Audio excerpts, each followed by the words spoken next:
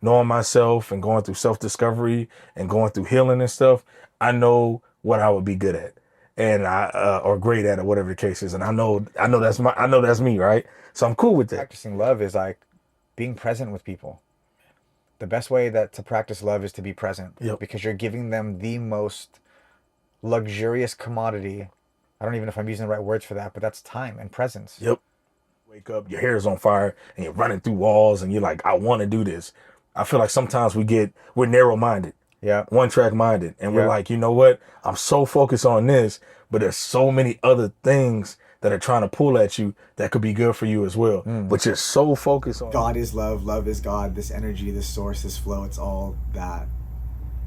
And when you can learn to tap into that and realize you are that, it makes it very easy to love other people because they are also that, which is you.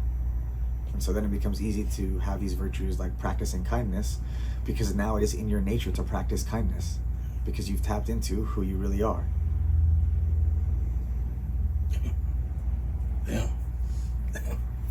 But that boy be spitting. I'm bricked up. But the Middle East is very spiritual, if you ever been. I've And never been.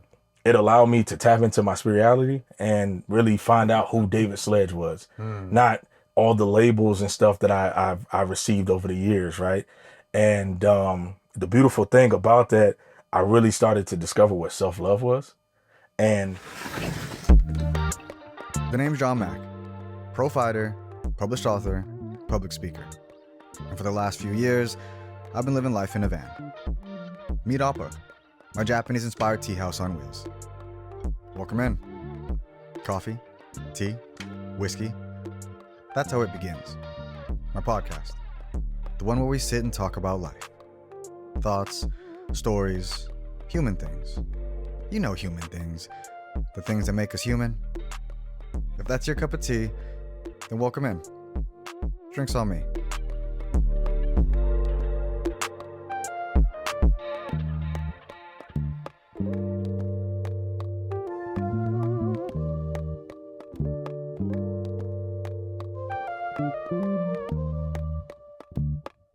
Hell yeah, dog. sir. Let's get it. and I'm following you. Yep. Come on in. Oh, Dozo. Dozo. let's go. What's good, y'all? Yeah. Oh, snap. There we go.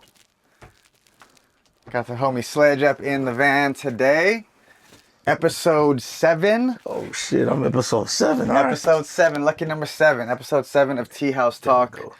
All right. Welcome into Appa. Appreciate it, bro. Appreciate it. It's a pleasure to be here, man. Hell yeah. A blessing. Can I get you something to drink? Yeah. All right, I'll start us with some water. I'm Okay. sure you can use some water. We'll be talking for a minute. Yep. But also on the menu, I have coffee, tea, and whiskey. You know what I like, bro? I'll do a whiskey, bro. Oh, really? I'll do a whiskey. Yes, Oh, sir. is that Yes, sir. so? I'll do a whiskey, bro. It's not that early. And it is the holidays. It is a holiday. It is the holidays. It is the Oh, holidays. I love that. We get I into the love spirit, that. man. I love. We get into the spirit Yeah. by drinking some spirit.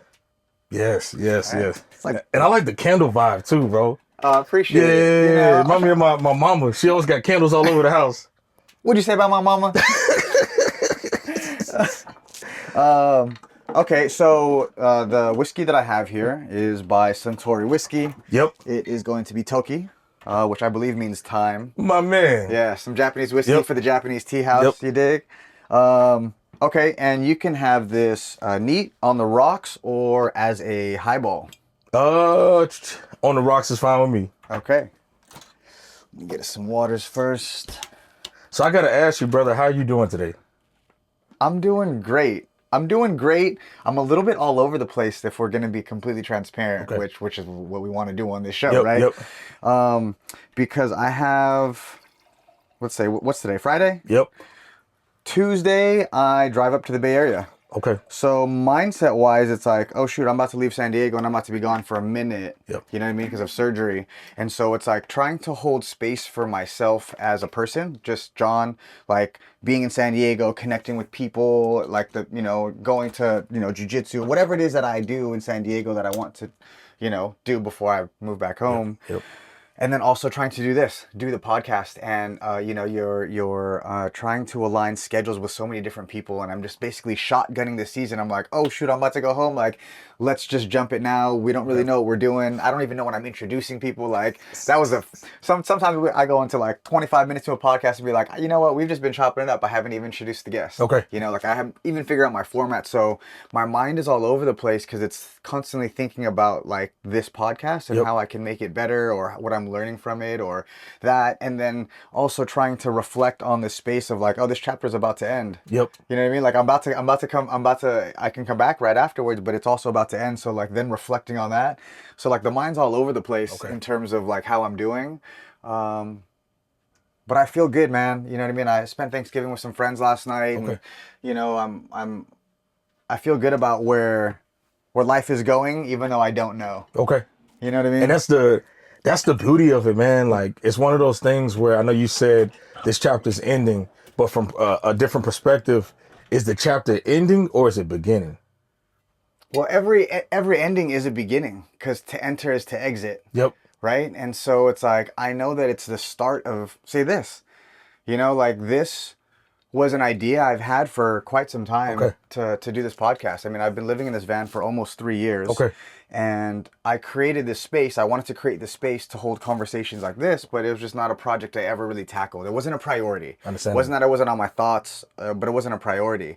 And then all of a sudden I got the news that I was going to have to move back home, like, for a long period of time. It's like, oh, what would you do? You got four weeks left. What are you going to do with your time? It's like, bro, launch the podcast now. Yep. Do it now, and you'll figure it out. Even if the season doesn't turn out great, like just you just got to do it because you got no time, you know? So yeah, speaking of time, right? Toki. So yeah, I basically jumped into this knowing that I was really trying to set myself up for after surgery. Like if I can't do anything, like at least I could work on editing videos. Yep. And so I know that now I'm entering this new, whatever this is going to become, this whole thing right here, like I'm down for the ride. Okay. You know what I mean? I'm down for the ride to see where this takes me. So let me ask you this. Yeah. So what's the inspiration behind this whole idea, behind you wanting to do a podcast? You know, we all have a story, we all have things that inspire us. So what really inspired you, or what's the reasoning or the inspiration behind you wanting to do this? Man, that's supposed to be my question for you. You gonna hit me with that one? You gonna reverse Uno me before we even start? I haven't even cheers you. You gonna hit me with that one? I'm just curious, man. I know it's a story behind this. Yeah, there is. Okay. So let me put a couple of rocks in here first. Okay, I got you. Do you want your glass filled, or do you just want a couple in there? I only have like small rocks. Just a couple fine. Just a couple fine? Yep. Okay. Which, again, shout out to Park and Rec. This ice is courtesy of the bar that I work at, and so are the glasses. I know there's some good ice in. It's okay. We could have better ice, you know. But this is what we have to work with, and I'm grateful for that because, you know, this is what is supporting the journey at the moment. Yep. That's some good whiskey, by the way. That's a great choice. I'm glad you enjoyed, man. I had to stick with the motif. Now, what a great segue back into what we're talking about. The motif of this Japanese tea house. Yeah. Okay. So, pardon all the noise, unless you're into all that ASMR stuff. Then I hope you enjoyed the ice. Appreciate it, being bro. shoved into the freezer. I'm gonna toss your stuff right here. Okay. Feel free to grab it at your leisure. What do I need? Nothing. I just need to have a seat. We here. Wow. You surprised me with this one. Not that I even knew who you really were, but you surprised me with the whiskey one. Yes, sir. Cheers, brother. Happy Thanksgiving. Brother. Happy Thanksgiving, brother. Thank you for being here. Thank you. Ah, man. That's great. That is great. That is great. I'm grateful for that. Okay. So to answer your question then, there's a lot of inspirations, I guess, behind this. And I'm still working that out. And there was a part of me that wanted to not start this yet until I had those kinks worked out. What's your intention? Like, it needed to be like written out type of thing. But it was like, I just didn't have time to do that. It was like, we just gonna do it. So if I think about what the essence that I want to bring is just I don't even know if candid can actually count since we know that there's cameras here, but I wanted it to be a more candid field of conversation. Okay. I wanted to connect with everyday people and have them share their stories and talk about things that inspire them, or having deeper talks. Like if I think about when I go to like say a party or a hangout and there's like 20 people there or 200 people there, it's like, yeah, you can have a really good time, but like I'm always the guy who will have a few drinks and then just like talk with one person, and I just jump in, like Yeah. we just go. And so I feel like there's so much that comes from conversation and connecting with other human beings. We live in a world where we connect digitally now, Yep. which it's great because we can connect with so many, but it doesn't have this feel anymore. And so I kind of wanted to create like a space, hence the Japanese tea house. I wanted to create this space that felt comforting and cozy, like we're just two people, hanging out Yep. for a drink. Like, welcome over, you know what I mean? Welcome to the house, have a Yep. drink, and let's talk about some real shit. Yeah. Yeah. Yeah. And to have people from different walks of life and different angles and different perspectives kind of share some things where maybe we agree, maybe we don't agree, but we can have a conversation Yep. over a glass of whiskey or a cup of tea or a Yep. cup of coffee, and maybe even take off our masks a little bit and get comfortable, and share some insecurities to let us know that like we're all connected. Yep. You know what I mean? We're Like all it human. doesn't matter, exactly. We're all human, and I feel like having conversation allows me to show that. Because people are able to reveal themselves in the process because I'm also revealing myself. Yep. And then the people on the other side of these cameras or these screens that are watching can relate and connect to that. Like, is there other types of content I want to create? Yes, I want to do martial arts stuff. I want to Yep. share my ideas on this and that. And I'm still planning to do that. Okay. But I felt like if I had to choose one, like again, choosing priorities of Yep. where I want to do it, like you have this amount of time, what are you going to do? Like this was the priority. And it's almost like I'm grateful for that moment because it showed me that this is the priority and this is like the real mission. And I can love all these other things and do all these other things, but I know that I could really make a difference with this. Yep. With having conversations with people, seeing how people live life differently. Yep. Like already on the show, I've had, someone who's queer Mexican American who I worked with at the bar is now a flight attendant, and I have somebody who was a UFC champion. I have somebody who I met while I was working at REI who lives in a van like me, and then I have my homie RJ who I've known for almost 20 years. So and then now I'm having someone like you who like literally this is the second time we're ever Yeah. hanging out. Like Yeah. I've met you one time. Yeah. Yeah. I met this man one time. And so the idea is to have conversations with people, whether I've met you one time, whether I've known someone for almost 20 years, but just someone who maybe I could have a conversation with, or maybe they want to share something, or maybe they want to ask me something. And I haven't really worked out the kinks of that, but the essence of what I want it to feel like is, I guess, authenticity and connection and realness and like being able to like share and hold space Yep. for people to share. I got you. Yeah, so I guess that's it. I'm figuring it out as I go, Yep. but I know that there's something here for me to uncover or discover, and so I'm just listening to my gut and got you. and just jump in. Yes, sir. Yeah. You said one thing that it was my mind was spinning as I was actively listening to you, but the thing that you said that I thought was super dope that I kind of live my life by is conversation unlocks connection.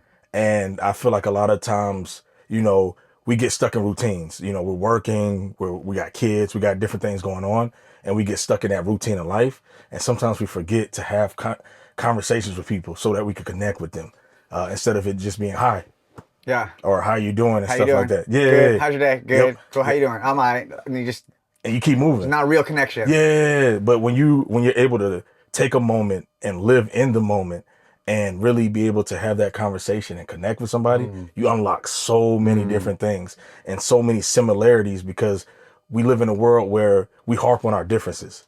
Like, you're different than me, you look different, you sound different, you come from a different place. And it's like, nah, man, like if we take away those labels, we have so many different similarities. 100%. More than we have differences. 100%. Man, conversation. What is it? Creates connection. Conversation unlocks connection. Conversation unlocks connection.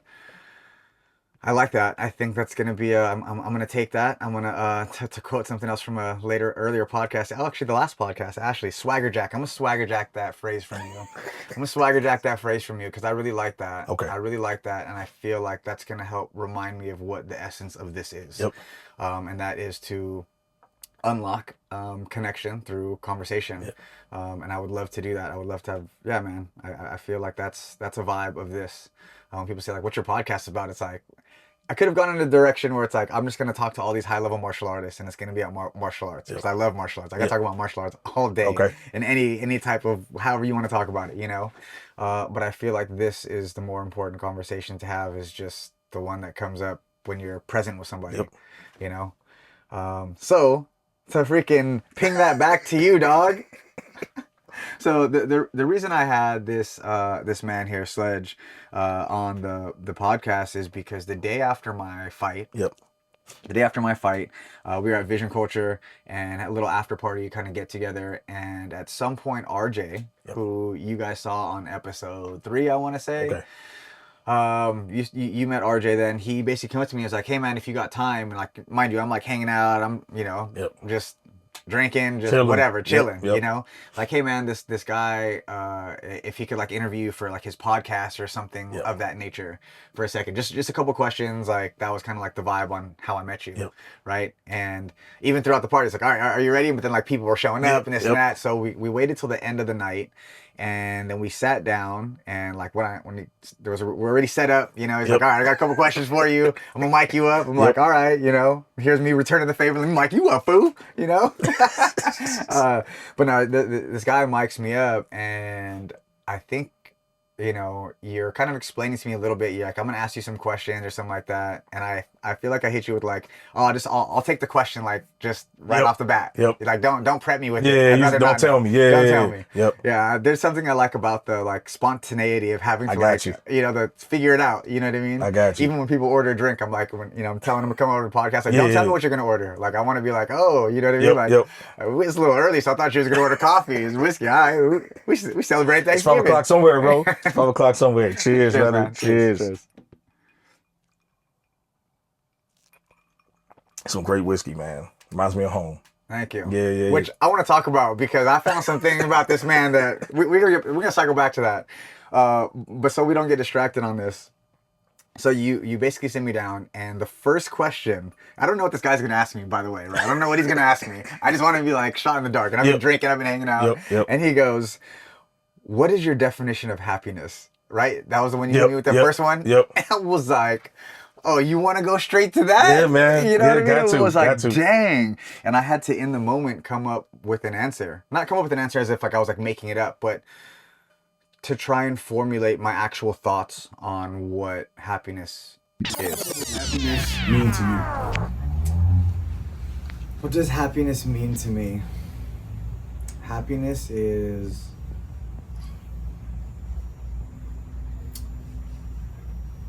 living in flow and being tapped into the present moment.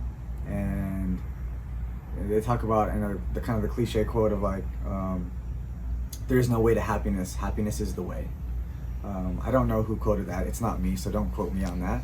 But in that sentiment, I still live that. If happiness is the way, then you have to choose happiness. And so it's an alignment with what is happening in the present moment. Because if you're not happy, that means you are in contest with what is currently your reality. I'm not happy because I don't like what is in front of me. But that's not going to change until the attitude changes of, you know, there's no way to happiness. Happiness is the way. In choosing to see the happiness, choosing to see what is happening in life and to be in gratitude, it puts you at a different space so that you can find happiness in the moment, in the present moment, because that's actually all that exists, is the present moment. But I guess in another, because that's such a blanket term of like, what does happiness mean to me? That's only one piece of this kaleidoscope. You know, what else is happiness? Happiness is like being in full support and alignment of yourself because you're doing the things you want to do. You know, like if you are living your life and you're choosing the things you want to choose and you're not influenced by other people and like this is what's making me happy. It's not like, oh, I want a Lamborghini because like I feel like that should make me happy. Like I don't care for a Lamborghini. Would it be cool to have one? Yeah, like whatever though. Like I probably wouldn't even drive. That's just not my jam. Like because I know what my jam is. I know what my jam is and I feed myself jam. It's knowing yourself, knowing what your heart wants and feeding it those things. So you got to know yourself to fully be happy. Because if you don't know yourself, then you can't love yourself. And if you can't love yourself, you can't be happy.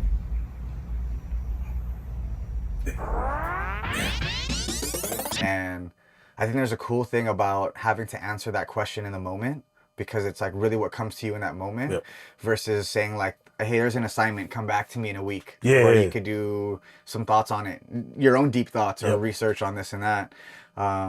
And then we did that question, right? And then afterwards, you had the follow-up question was like, what is your definition of love? This fool gonna go to from happiness to love, just straight to the good stuff. But you know how we got there though, right? Because you remember during the time I don't think we were recording. The mics was off. That's right. So I was like, at first I was like, no, we're gonna do that again. Yeah. But then you were like, and then I thought about it, I'm like, man, it's not gonna be the same because now you're not leading from your heart. Correct. And I do remember now. Yep. Yeah. Okay. So to kind of put some more specifics on that situation. So he asked me that first question, which was, what is your definition of happiness, right? And then we realized the mics weren't recording, so he was going to ask me the question again. But that's what he said. Like it would be like you're trying to regurgitate what you just said. It wouldn't be leading from the heart. And then so it was like, all right, man, we have to do this crap shoot again. Yeah. And then you jumped in with, my definition of love, which then the follow-up question was like, how do I practice my definition or understanding of love? Love me too. Oh, change up on the question there. Oh, actually, no, take it back. We rock that. No, we're good. We rock that. No, We rock that. no, you can rock it, but hold on. You're gonna give. We can rock that. Say when. Actually, you know what? We rock with that one. We rock with that. All right, we're good. Go. What does love mean to you? First of all, I appreciate the change up because I did ask to not be to know the question, right? And then it was like, all right, we're gonna run that question back. So I was like, now trying to come up with a different fucking thing to say, or what do I, how do I pull the same nuggets from the last one? So I do appreciate the change up on the question. I think the last question was, what does happiness mean to me? And I kind of went in different directions because there's multiple layers to what happiness is. And I think when we say a word like love, and I'm premising this because that's a very important word, it's also a very overused word and a misused word. And so I think it's good to put some premise on this, on the layers of what love is, right? So what is love to me?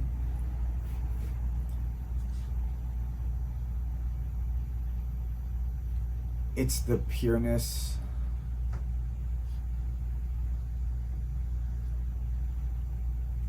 of flow. You're totally in alignment with what is and connected because you know that you're everything. You know that you're all the things, all the people, all the places, all the experiences, all the ups, all the downs. When you realize like you're everything, source flow, like just this energy that I don't have some words to describe it, but that's when you're in that space, when you're tapped into that energy of just this like abundance of flow and acceptance, just acceptance of everything. You can't accept this and not that because that's not whole. But if you want love, love is indivisible, so it's a whole thing. And so you have to accept all the things and the knowledge that you are all the things and also nothing. And so on one layer, love is that. Love can be that. That could be a perspective of love. I think there's also layers of love, maybe on a more human level, like to steal a definition from my dad. He says like, loving somebody is the ability, or it's the ability to like allow somebody to be who they are. Because some people aren't going to be the way that you want them to be. Whether it's like, oh, that's a talkative person, or that's a selfish person, or that's a, man, they're not good with their word. And so you say like, I don't like that person because of that. But like, to love them regardless, like, you can be whoever you want to be. Like, when love is conditional, it's not love anymore. It's just, I like you a lot. Like, it's not love. I think love is an indivisible thing. Much like, say, like we talk about the word God, right? You're talking about we're all human except they talk about it except for God, right? I feel like that's also like an indivisible energy, you know.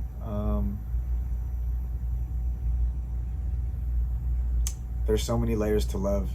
I think love is seeing the beauty in the present moment, because if we are the universe and it's wanting us to see it, then when you stop and admire the butterfly or the present moment when you're in the cage looking up, because it's like, all right, we're here, from the biggest thing to the smallest thing, when you're in a place of just kind of appreciation and acknowledgement and taking the time to notice, to getting out of our head, and it's not always being about us, but about like everything. Like, you're everything, and you pull out and you get to be in the present moment. There's so, I mean, I'm definitely just like pouring out in different directions, because I just feel like this is such a difficult question to answer, because of, bro, to define love, like, it's almost like, how can you do that? You know, you put a limit on it. The moment you start to define love, it no longer becomes that, you know what I mean? Like, God is love, love is God, this energy, this source, this flow, it's all that.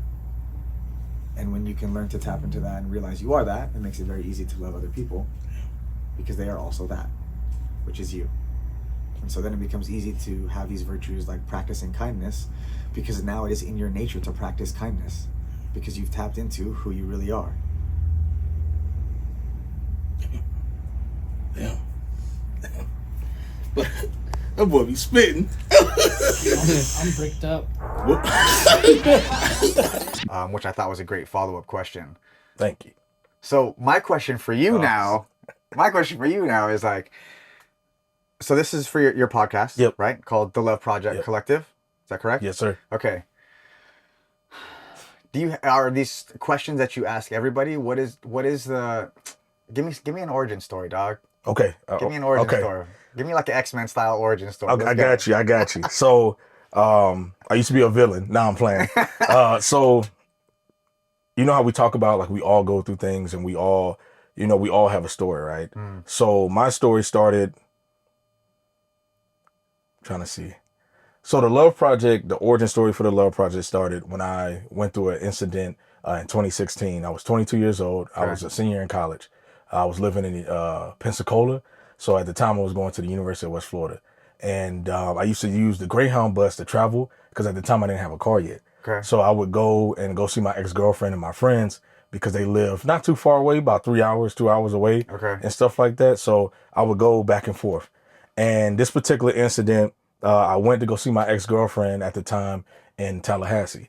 And, you get on the Greyhound bus, and the Greyhound bus is funny as hell, because there's always something going on, whether it's somebody screaming randomly, or like people cheering people on because they just got out of prison 20, 30 years and stuff like that. Wow. Yeah, so it was pretty cool to see that, just because, like, to me, it was the human experience. Like, people were very vulnerable, one, also two, very understanding to people's situations for the most part, right? And always showed love. And I thought that was super cool and everything. A lot of times we judge people that ride the Greyhound bus and stuff, but it's like, nah, man, like, this is the what the human experience is about. So you get on the Greyhound bus and everything, and I went to Tallahassee. This was during the summertime.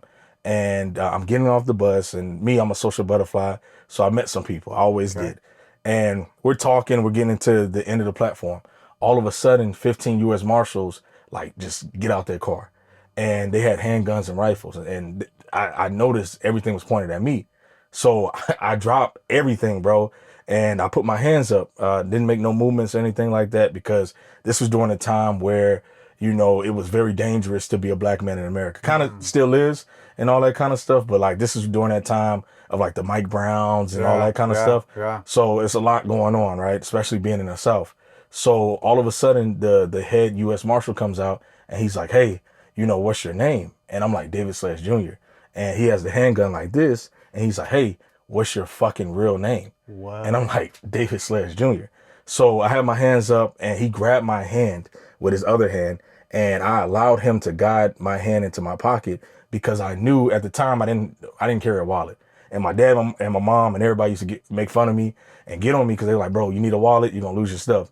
But this particular time I was so glad I didn't have a wallet because I grew up as a military brat. So I had a military ID. So I knew everything would change if he saw that ID.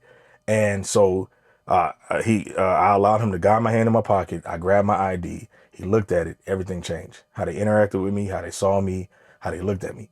And, they cleared my name. And what was frustrating and infuriating about that situation was the fact that all 15 of them were at the side, and they looked at me and they laughed at me. And, for me, I wasn't scared. I was angry. And that was probably one of the first times in my life that so much anger consumed my body and all that kind of stuff. And from that point on, for about a year and a half, I really started to hate people. And specifically, I did not like white people during that time period. And just because of my situation. And it made me realize, like, if they saw me as just a black man, then the whole world sees me like that. I'm not Sledge, the content creator. I'm not Sledge, the person that shows love. I'm not Sledge that's about to graduate from college. I'm not Sledge that played college football. I'm just Sledge, the black man. Yeah, they see none of that. Yeah, the scary black man, right? I'm not Sledge that grew up in Japan and everything. So during that time period, which we about to get into after this. Yep. Yes, sir. And it was crazy. So after that incident, man, I was so angry, just pissed off at the world. And I lost my spark. And I noticed that with my friends, a lot of people didn't want to be around me anymore. They were understanding, but a lot of people didn't want to be around me because I was just angry. And especially like being somewhere where it's predominantly white and everything, you're just mad and you're spewing hate and all this kind of stuff, right? So it took me moving to the Middle East after I graduated college. My parents gave me a lifeline and I started working for the Navy. And the Middle East, a lot of people don't realize this. I know society has put it in our mind that the Middle East is a scary, dangerous place. It's not really like that for the most part, or whatever the case is. Everywhere has their good and bad. But the Middle East is very spiritual, if you've ever been. And it allowed me to tap into my spirituality and really find out who David Sledge was. Not all the labels and stuff that I've received over the years, right? And the beautiful thing about that, I really started to discover what self-love was and what that meant to me. Because a lot of times you get on social media, and during that time, I would look at what self-love was from the perspective of like white women, right? They get up there and not like they're happy all the time, like, and all that kind of stuff. But that wasn't what self-love is. Okay, so let's pause real quick. I got you. Okay, let's pause real quick because you talk about being there in the Middle East and tapping into your spirituality, and you found out who David Sledge Jr. was, not the labels of whether you're this college person or a content person or whatever. Yep. Who did you find? Man, I found a broken soul. I found somebody that was that went through childhood trauma and that was using voids to fill himself. And I found out that for the longest time, I couldn't look at myself in the mirror because I was punishing myself. I was shameful. But I also found during that time that I was lovable. And the whole time, bro, I didn't realize that. Like, I didn't realize that I'm truly lovable, no matter what my flaws were, no matter what happened to me as a kid and all that kind of stuff. And I feel like a lot of times when we go through trauma, when we go through obstacles, when we go through trials and tribulations, we deem ourselves as not lovable. Yeah. And yes, you went through that stuff and it's part of your story, but it's not who you are. It doesn't define you, right? But at the same time, you're always lovable. Yes. And that's something like, yeah, I made a lot of mistakes. A lot of things have been done to me and all that kind of stuff. But I allow love in my life and I give love. You got to be able to receive and you got to be able to give, because that's the whole cycle. So I know that at the end of the day, no matter what I've been through, I'm lovable. Yeah. So that's one of the biggest things that I found during What a that process. blessing, man. What a blessing. I feel like people struggle. You talk about it's the cycle of give and receive. Yep. I feel like people actually struggle with the receiving of love more than they do with the giving of love. I agree. And so like to be able to be at that turning point, like what a blessing. Yeah. What a blessing. Took a while though. It took a while. A lot of making mistakes, man. Like went to the Middle East, bro, and I met a lot of people, man, that I deem as earth angels. rest in peace. I met this gentleman, two gentlemen, I call my uncles, and one of them, Uncle Chris, isn't with us anymore. But during that whole process, man, like he will always tell me, like, you a king, like, treat yourself as such. You're lovable. Like he was really one of the reasons why I decided to do the Love Project or create books. I got a children's book and all that kind of stuff, right? And he was like, man, like, you're an artist, bro. Like, ride with that. Like, don't let people or don't let what you've been through dictate who you are, because it's part of your story. And use that passion, use that anger, that pain in a positive way. So like just meeting him and Uncle B and just different people that I met when I was over there really helped me open up my heart more and really helped me discover, like, one, yes, that situation, I went through that situation, but at the end of the day, like, I'm so angry and pissed off at the world. The people that did that to me, they're probably sleeping good at night. They have no idea that you're upset. Yeah, you're just carrying all this hate. Yep. You're carrying all anger. You're walking around carrying all this thing, Yep. and you're spewing it everywhere because you haven't decided to let go of this trauma or do the healing or do the work. And you said you got to make mistakes. I mean, you don't have to, but like you're gonna make mistakes. That's actually the better way to put it. Yep. You're gonna make mistakes, and it's gonna take time. Yes, sir. And it's gonna take time, but you did the work. Yes, sir. You put in the time. You put in the work, and now you're at a space where you're obviously no longer displacing this anger that you're holding on to. Yep. Not taking away from the fact that happened, Yep. right? And this trauma happened and you were carrying this, but like you've obviously been able to let it go. You've obviously been able to come to a place of self-love. And now you're working on this podcast collective project. So like timeline wise now, okay, you go through this. Yep. Transformation. Yes. Transformation. You go through a transformation. Yep. Okay? But the thing though, and I tell people all the time, I'm still transforming. Because same. I'm so glad that you say that, because it was something that you said during our podcast that I wish I would have been able to go back and correct you, because you talk about being like, you're someone who's found himself. And I was like, yeah, I am. But I wanted to say that, like, but I'm also still finding myself, because it's a constant blossoming. Yep. You know what I mean? Like the rose bush continues to put new roses every year. Yep. And it's like, so you're constantly becoming, you're constantly finding yourself. You're constantly like, transformed, but also still transforming. Yes, sir. Yes, sir. Both. The paradox of both. Yep. Yeah. Okay. Anyways, keep going. And that is on that. and that's huge. And I'm glad that you said that. And I'm glad that we're able to have this conversation and look at like our past connection and be like, man, like I wish I would have said this, or I wish I would have corrected that and all that. And I think that's the beautiful part about continuing to connect with people. So I was in the Middle East for 2 years. Okay. And, I feel like we talk about the universe, we talk about God. I believe in God. I'm not religious or anything like that, but I do believe there's a higher power. The stuff that I've been through in my life, like I know for me, and I can only speak for me, that there is somebody out there that's looking out. Yeah, that's looking out. So I felt like God was really, or Jesus, whatever, the universe was really prepping me for my calling. Also, just since we're on that, because this obviously can be a sensitive subject for many people in terms of like that, I feel like if we take the lens of how you were saying who you are, when you found yourself in the Middle East, of like, who's David Sledge, like not the labels of a college student or a content creator or a black man or any of those things, like, but what is your essence? I think if we can talk about higher power as an essence, not like drawing boundaries, but like as a collective humanity, we can listen to each other more versus saying, oh, like your God versus my God versus that. Because like you just say, like you rattled off a bunch of things, or like what you said, whatever you want to call it, right? Because we actually don't really have a label. We actually can't explain what that is, but there is something.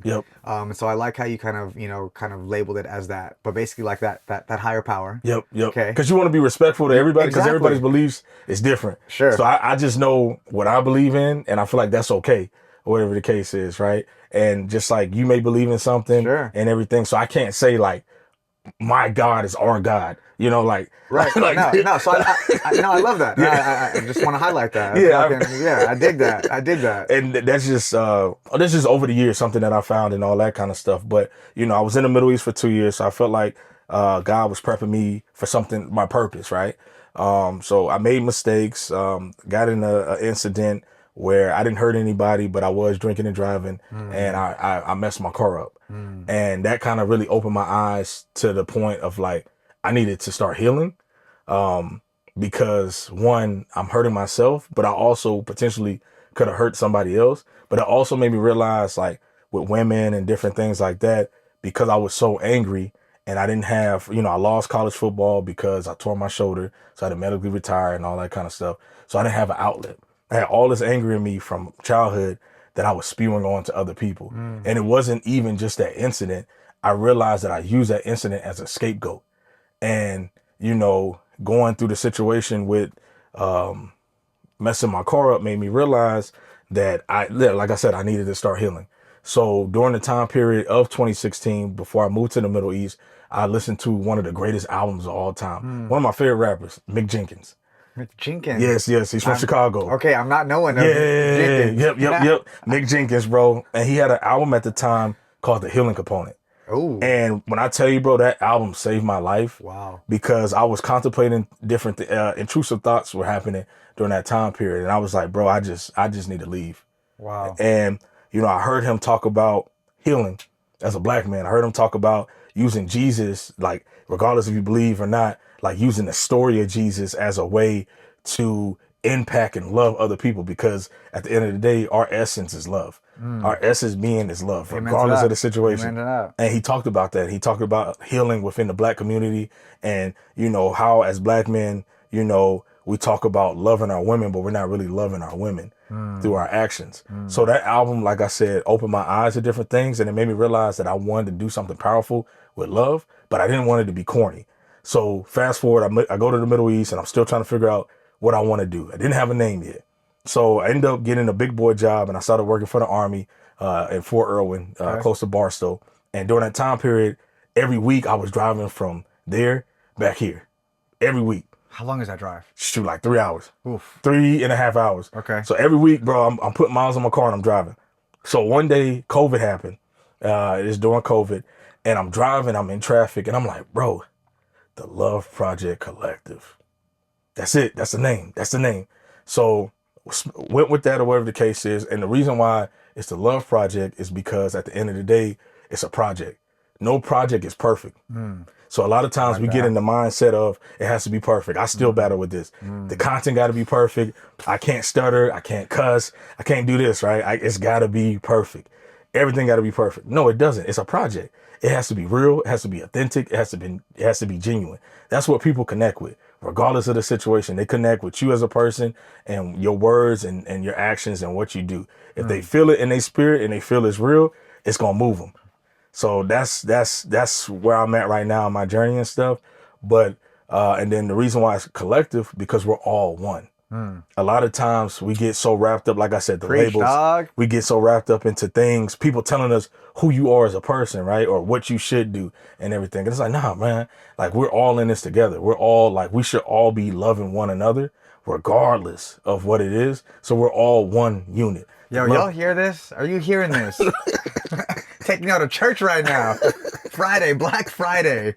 So it's the Love Project Collective because it's not just me spreading love, it's other people. And it's this whole process is healing because like we talked and we connected and I'm asking you a question, but then you're giving me the a response from your heart. Yes. So you're healing me at the end of the day, bro, because we're not just talking, we're connecting, bro. So like we're learning each other, we're figuring each other out, but you're speaking to my spirit.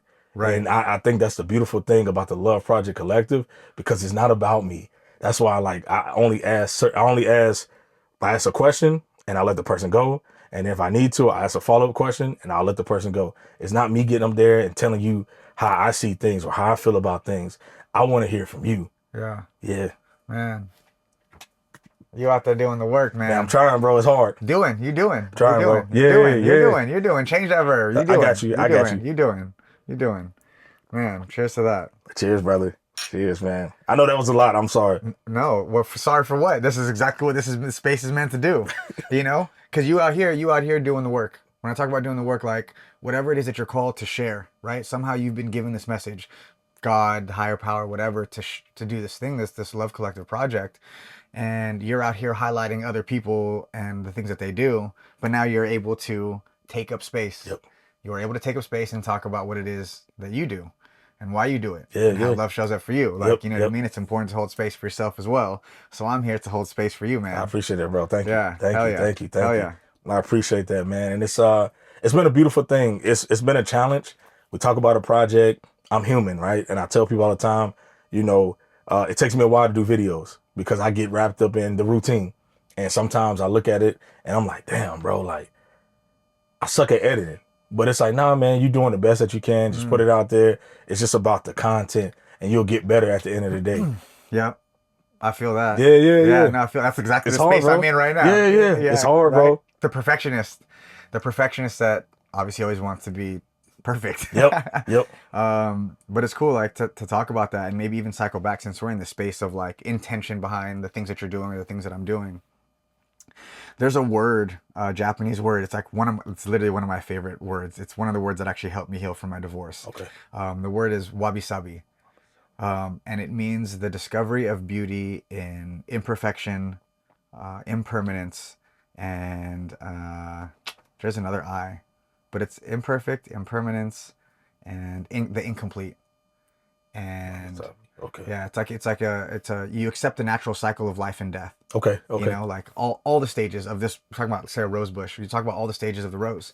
When it's the bud, when it's the actual rose, when it composts, like when it falls to the ground, when it all the stages of kind of life. And I feel like that's a word that helped me deal with the imperfection of a divorce, right? No one gets married with the intention of that. Yep. And then I feel like that word just continued to heal me in terms of like things not needing to be perfect. Cause like, what am I going to do with my life afterwards? Like who doesn't matter. You know what I mean? Or it allows me to jump into projects like this and be like, dude, you're going to, first 3 episodes I recorded this way, then I started recording that way. And it's like, it's going to be imperfect. But if cause if you have to wait for it to be perfect, like you're never going to start. I feel like that's deep.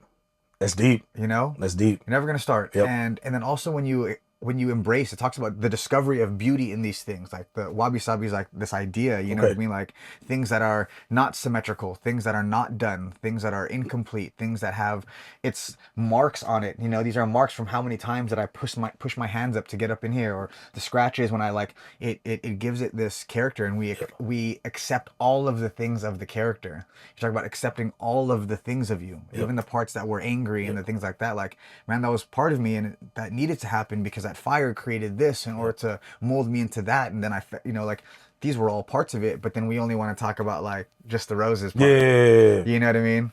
And that's not real. That's not real. And that's not real. And that's not authentic. And so like wabi-sabi is definitely an energy like that I want to bring into here. And so I feel like that was one of the things that gave me courage to just start. Like, John, it's not going to be perfect. Yep. And I'm a recovering perfectionist. So it's nice to be able to jump into things and be like, well, whatever's going to come of it is going to come of it. But you got to start somewhere.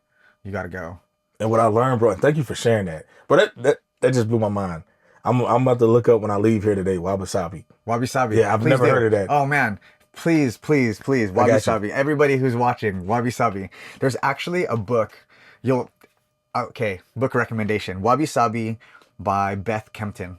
I'll text you. Okay. And if you're watching on YouTube, I haven't edited Hey, anything get the yet, book. Get but the book. I'll put it in like an Amazon link down at the bottom, Barnes & Noble, all that stuff. Wabi Sabi by Beth Kempton. It's actually this a British girl or English girl who writes the book, but she just like loves Japan so much, and she's like lived in Japan and this and that, which is so perfect because now we get to segue into Japan. This is great.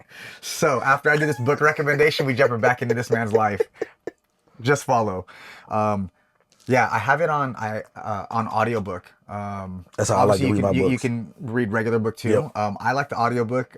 And it's cool because she has an accent. You know what I mean? Okay, So it's cool to okay. hear this English lady Yeah. talking about Japan. But this idea of what wabi-sabi is. And I've read a few different books on wabi-sabi or just done my own like research on like the essence of what it is. I feel like her book, and I've come back to it a few times. Actually, it's funny. I was actually re-listening to it as I was getting into like, oh, I'm going to do this podcast. Like, let me just revisit this energy. Okay. Because I know it was energy I wanted to bring into this project. Yeah. Right? This Yep. imperfect project. Yep. And so I actually just started re-listening to it maybe a few weeks ago. But Wabi Sabi by Beth Kempton. Okay. Download it. Gotta get it. Yeah. Gotta get it. Yeah. Go support Beth. Yeah. I'm pretty sure it's Beth Kempton. I'm gonna look it up on my phone right now. We're gonna be shouting somebody else out. Yeah. Let's look. Let's fact check this real quick. Why should her name be Cindy? Yes, it is Beth Kempton. Wabi Sabi, Japanese wisdom for a perfectly imperfect life. That's dope. Yeah. Beth Kempton. Yeah. I heard it here. Yep. Okay, so with that being said, Wabi Sabi and all these things, like obviously very Japanese influenced a vibe in here. Bro, I just found out you lived in Japan. You Yes, sir. were born in Japan. You grew up in Japan. So I wasn't born in Japan. Okay. So I tell it's just easy to tell people I grew up in Japan, Okay. but I did all of high school pretty much in Japan, and then another 3 years outside of that because my parents stayed for a total of 7. And while I was in college, I would go for Christmas break and summer break. I would go back and forth and everything. So Wow. yeah, man, yeah, I lived in Japan. My dad, I grew up Navy. My dad did 30. So what, you guys were like Okinawa or something? No, like so that? we were in mainland, so Yokosuka. Okay. So Navy base and everything. So that I think that like it's in the middle of Japan. So it's 45-minute train ride from Yokohama, and then another hour altogether train ride to Tokyo. So I actually had my prom in Tokyo. So we did it. Yeah, we did it at like this 5-star hotel, bro. And yeah, they stopped doing it after that. After I graduated, because my homeboys got in trouble. I ain't gonna put y'all out there, but they did some stuff that they wasn't supposed to do. So they kicked out the Americans from having their homecoming in Tokyo. That Jim be fucking shit up, dog. That's what I'm saying, bro. That's what I'm saying. But I still love y'all. But yeah, had my prom out there, and then during the prom we went to Roppongi. If you ever been out there, I haven't. It's basically a whole city of just clubs, bars, and lounges and everything. It's a good time. You get in a lot of trouble and all that kind of stuff. Good time. Shout out Roppongi if you know what that is. But yeah, so grew up in Japan, man, and just it was a beautiful time. Met a lot of great people that I'm still friends with now. People that I actually was with last weekend when we went to Disneyland. Oh, sick. It was 13 of us all together, but 8 of us grew up. We went to high school together in Japan, and just the bond and the love that we show each other till this day. Like I'm 30 years old, and I can call my friends. We hang out, we go get drinks, we eat, and all that kind of stuff. Like Wow, we really like it's family. Yeah. And that's the one thing that I learned and discovered with being over there is like, you just don't have friends. Like, when you go to school in the States and stuff like that, a lot of times, you got your group, your brothers or your homegirls and stuff like that. Sure. But a lot of times it's like we're friends, right? Over there, it's like, nah, we family. Like I got people I can call right now and be like, hey man, I need $150. My car got towed, and they'll figure it out. And then I'll be like, hey, I'll give it back to you and stuff like that. And they're like, no, you good, bro. I know you can get me some other time and stuff like that. So it was a beautiful experience. The food was amazing. The people are amazing. Yeah, I want to go back to this day, bro. Do you speak? I used to speak a little bit, but then when you come back to the States, you don't really use it. Yeah. Unless you're like in I don't know. I don't think it's a Japan town. I know it's a Korea town. Yeah. But you don't really use it. Wow, man, that's really cool. I would love to live in Japan one day. Not for like, I want to retire in Japan, this and that, but like for an experience. I would love to live in Japan for a little bit. And that's what it was. It was an experience. Man. Yeah. Beautiful.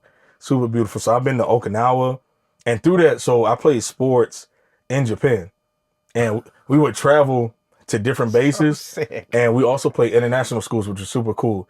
So I ended up getting a scholarship to play college football from Japan, which at the time wasn't common. Now it's more common because there's more resources and everything. But during that time, I was like, man, like I want to play college football. So I had to get out the mud. I'm waking up at 3 a.m. because it's a time difference, calling coaches, and then I got school at 7. So we're on the phone, sending out emails and all that kind of stuff. And through that experience, I was able to bless some of my friends that were in the younger classes. So they was like, Sledge, like, how do I do the recruiting process? And I'm hitting them with colleges, hitting them with the process and all that kind of stuff. And that allowed me, I still do that now as a coach. Okay. Yeah, so I know a lot of schools. People are like, how the hell you know this school? I did research. So I know a school, bro. And then I'm like, hey, have you ever reached out to this school? And kids will be like, nah. And I'm like, go ahead and reach out to them and stuff. So just through Japan, I learned a lot of things that have allowed me to put in my toolbox that I still use to this day. Dude, that's amazing. Yeah. Dude, Japan, so dope. It is dope, bro. So it is dope. High school in Japan, playing sports in Japan. What an experience. It was. What a freaking experience. It was. So in California, I know y'all have CIF. Yeah. So y'all do your championships and all that stuff, the playoffs and stuff. For us, we call it Far East. So when I was in high school, 20 teams would go to a location. So my junior year was Guam. Oh, shit. So it was 20 of the best teams that we for a whole week, bro, we were in Guam. Missed school, that was cool and stuff like that. Wow. So we just on this tiny island with other schools, just having like playing basketball, talking shit, and just having a good time, right? Wow. So that's cool. They had the Guam high schools, which was cool. So about 5 or 6 of them, and then and we were the bigger schools. So you had the smaller schools went to like Camp Zama, which is nothing out there. If you ever been out there, Nope. Terrible base, terrible base. It's an army base. You know, it's just bland. So they went out there, something like that. And we did Guam for the bigger schools. So you had Seoul. So Seoul was out there, Kadena, Kubasaki, Yokosuka, Kinnick, just all these schools and everything. Wow. And then we had Hong Kong International. So we had some international schools and ASIJ, which is American School in Japan. And then you had CAJ, Christian Academy in Japan and stuff like that. So it was cool, bro. It was cool, Dude, man. What a sick experience. What a sick experience. Okay. Well, where are you born then? Where were you before Japan? Man, so I was born in Newport News, Virginia. Okay. So my mom's from Virginia, and then my dad's from Alabama, Tuscaloosa, Alabama. So Roll Tide. So he's from there, and then he, like I said, he did his 33 years in the Navy. So we ended up from Virginia, Chicago, Virginia, Florida, Japan, the Middle East, California. But in between that, we've been everywhere, man. Hawaii, Wow. Korea, Guam, where else? I've been to Thailand, the Middle East. What a blessing. Yeah, man. Yeah. What a blessing. Yeah. And now you're here in sunny San Diego. Yeah, and I love it. Yeah. I love it. How long have you been here for? I've been in San Diego for 3 years, but I've been in Cali for a total of 7 years. Okay. Where were you before? Fort Irwin. So I was in Barstow. Okay. Oh yeah. Okay. When Yep. you're talking about being in Barstow. Okay. And you're just posted now, or what? Like this is your jam? You want to go somewhere else after this, or? So I know we talked about being open to experiences earlier before we got on the podcast, right? Yeah. So for me, I love traveling, and I don't live my life as like this is my final destination because you never know where you're going to be called to go next, and you don't, or not even called where you need to go next. I feel like sometimes, we talk about the universe, we talk about all this stuff. Sometimes we're placed in situations where we want to stay somewhere, but you're needed somewhere else. Yeah, because those people need who you are. They need what you have, right? And stuff like that. And that's how I look at life. So for me, like eventually I want to go back to the South. San Diego's cool. It's dope for now and everything like that. And you never know what's going to happen. I might meet a woman and get married and I'm out here for the rest of my life. And I'm cool with that. Yeah. Or my person might not be out here. They might be in North Carolina Yeah. and stuff like that. I might be there or Atlanta or something like I that. feel that, man. I'm in alignment with that type of approach to life. Yeah, you got That's to. for sure. You I'm got in to. that- You in got that to. space. Because nothing is permanent. Like nothing is like I live everything as an experience. Like we're an experience. Like we brothers now. So like at the end of the day, bro, like we're an experience. Nothing is permanent. Things can happen. We can leave. Somebody can pass away, God forbid, or all that kind of stuff. But did you enjoy that person while they were here? Did you enjoy your time in San Diego while you were here? Or did you enjoy your time in the Bay while you were there and everything? It's all about enjoying that experience in that moment. By being present. Yep. You got to be present. Yes, sir. You Yes, gotta be sir. present. Yes, sir. And in the present moment, it's a little hot in this van now, so I'm gonna turn this fan on. I hope the audio doesn't get all messed up. How you feeling? I'm good, bro. You want another drink? You Yeah, I can take another one, bro. Take another one. Okay. Are we good on time? Yeah, we good on time. I'm just gonna check in and see how these battery life's doing. You know what I mean? I'm figuring this whole thing out as we go. It looks pretty good to me. Yeah, I'll make us another drink. Appreciate you, wanna brother. Finish out. Yeah, right I got there? you. So let me ask you this.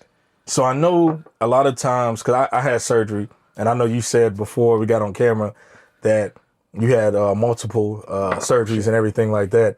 And I know a lot of times you can get used to it because it's a procedure, right? It's a routine and everything. But how are you feeling? Like, what emotions do you have in the current moment about this upcoming surgery? If you don't mind me asking. No, not at all. Okay, what emotions am I feeling in this current moment about surgery? I guess on the surface level, it's one, I know it's a long recovery. Yep. It's a whole year. I'm no stranger to surgery. I've had a year recovery surgery before. I know I'm already in acceptance that it's going to be kind of this slow burn. Okay. You know what I mean? Like, all right, dude, like there's going to be a while where you can't do anything and just kind of in that space. I feel like I've set myself this time, right? Being an experienced vet of surgery. It's my 5th surgery. I know that there's going to be these lulls of time where I can't do anything. And that was like part of like setting this podcast Okay. up. So I was like, okay, like I know I'm going to have some stuff to keep me busy. Yeah. Like, yo, bring something for this 16-hour plane ride to Japan. Like you better have your Sudoku or you better have some headphones to watch these movies because it's going to be a long flight. It is a long flight. Right? So it's kind of like that. It's Yep. like preparing myself for this long flight Okay. of like, I can't get off this plane. Meaning like, I'm going to have surgery. I'm going to be in a sling for 6 weeks. I know that it's just going to be kind of this lifestyle where Yep. everything slows. I've already switched my mindset because gotten so much better through practice and error and trial and all those things of like acceptance, just period. Acceptance of what is. Okay. You know, acceptance of what is. And it's like, I can spend some time resisting the fact that I have to have surgery or man, it's going to suck and this and that. Yeah. Like maybe a younger version of me would take the time to complain. Now an older version of me is like the lion that's just kind of laying down and there's like this fly that's bothering. It's like, it's not whatever. You know what I mean? Like, I'm not going to spend my time getting upset about that. Let's focus on what we do have. What is availing itself to you? Like, I'm excited to actually not be living in a van for a little bit. Okay. You know what I mean? I've been living in a van for coming on 3 years now. Okay. And so it's like, oh, that'll be nice to actually just be like in a home house. You know what I mean? Like With a full kitchen. with a full kitchen and a full bathroom and a full-size bed. Yep. And just all the things. Yeah. You know? I mean, I learned a lot by being in this lifestyle and I enjoy it. But yeah, that'll be nice. It'll be nice to be around family. My nephew just had another child. Okay. Congratulations. Yeah, that's dope. Shout That's out to dope. Jacob and baby Lennox. Yeah, All the Max, who I will be spending a lot of time with shortly. I am. Thank you, brother. Cheers, bro. Cheers, man. Cheers, bro. I'm 100% grateful for you. This has been dope. It's been a dope experience so far. Cool, man. I'm glad to provide that experience because that's also what I want to provide is an experience. Yep. Like, man, that was cool. Like, I was like on a podcast and we're just chopping it up, or like we was having some whiskey or some coffee, Yes. or just Yep. whatever it is. So where's my mind at with surgery? I'm grateful for the blessings of it Okay. because I'm already in acceptance of the bad things, the compost that comes from it. To talk about, I'm going to steal this line from my nephew, Okay. Jacob. Shout out to Jacob, who just wanted, my nephew Jacob, he's 10 years younger than me. So like I say nephew, but like he's a damn adult. You know what I Okay. mean? He's a grown ass man. 29 years old, got Okay. a family of 5. You know, Okay. like, you know, he's a grown ass man. He used this term as the first time I heard this. He said necessary ashes. Kind of like basically a clever way to say like the phoenix like dies, it has Yep. to die to come back. You know, and so I feel like surgery is necessary ashes for this next evolution of me. Because I came to San Diego. I moved to San Diego 3 months after filing for a divorce. Okay.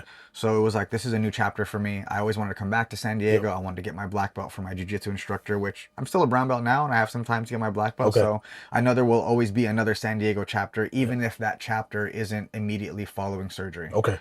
There could be something else after surgery before I come back to San Diego. I can also come right back to San Diego after surgery. I don't know. Okay. And I'm okay with not knowing Okay. in terms of where my head's at. I'm okay Yep. with not knowing because I don't need to know that yet. If I'm driving from here to New York, I don't need to know what the traffic in New York is today because True. tomorrow I also still won't be in New York. So like, I Yeah. don't need to worry about that yet. Okay. I'll worry about that when I get there. And I feel like mindsets like that help me deal with, help me stay present in the present moment and not future trip. Okay. I remind myself that you don't need to know that yet. So Yeah. don't waste any bandwidth on it.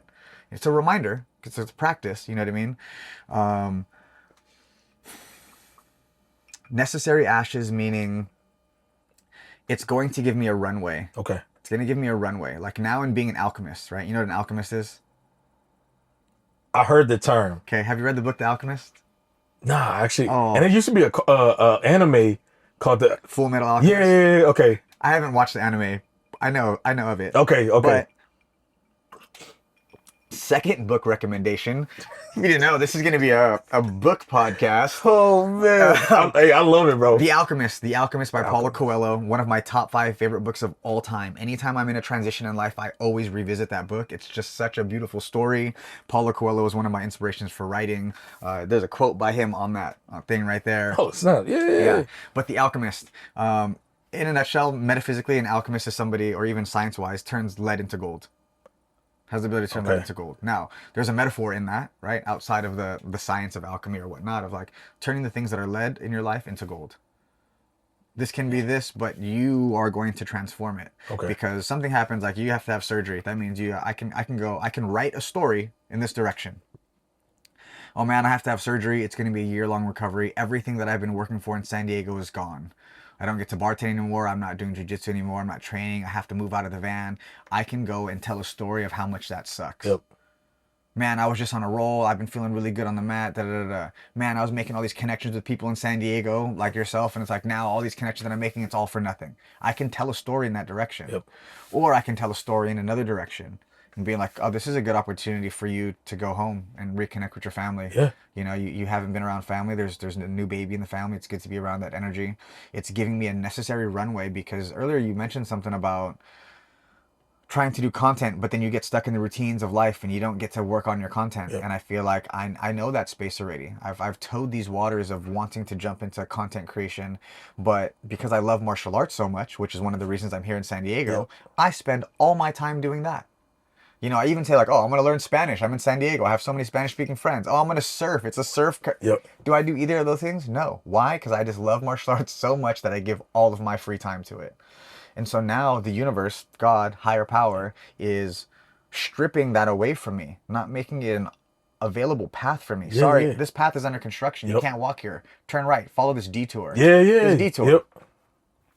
I can kick rocks at, oh, this is so stupid. I planned this trip for weeks and all this money I'm going to Yep. waste. I can't walk down this path. Like, I don't waste my time in that space anymore. I have in the past, but because I've done a lot of work, I know that's futile. Okay. And it almost is like when a baby throws a tantrum, it's like, as an adult, like, okay, you're not going to cry over that. Yep. You know, not telling the baby, like telling yourself. As an adult. Yeah. So it's like, you just re-navigate. And so I realized that like, okay, yeah, maybe it's stripping away all the things that I can do. I love bartending. I love doing martial arts, all these things. I can't do them. I love van lifing. I can't do that in a sling or if I'm not allowed to hold heavy objects, but I can talk and I can have conversations with people. Yep. And I can, if my arm is immobilized, hop on a computer and maybe do some editing Yep. and learn how to use the mouse on the left until I'm able to use it again on Yes, the right. sir. Yes, sir. And focus on something that actually needs my attention and something I've been wanting to do for a while. And so it's like, because of all those things that are taken from me, the bartending, the hanging out, the van lifing, the martial arts, it's like, this is the only thing you can work on. It's almost like, hey, dude, I'm forcing you to work on this because you need to work on this. Yep. You need to do this. You know, you talk about some higher power guiding. There's something guiding me that needs to do this. And because I can see that, I see that this surgery is necessary ashes because it's putting me in a position to where I am immobilized physically to do any of the things that would require my time. And now I can give all my time to starting this podcast, to starting this project, and to seeing where this project goes. And then to knowing that if this is going to be a year recovery, okay, sure, then let's spend this whole year not just focusing on recovery, but let's focus this whole year on what if you were just a content creator and that's your job. Dang. That's dope. And so to be able to change the story, right? Something happens. You're just having surgery. Yep. And that's just like the objective truth of the matter. I'm having surgery. Scientifically, it's going to take me about 9 to 12 months to be fully recovered. For the first X amount of months, I can't do this. I can do that. Blah, blah, blah, blah, blah. Everything else other than that is a story we tell in our heads. It's true. And so I feel like I'm a good enough storyteller now. I'm aware of the voice in my head. Yep.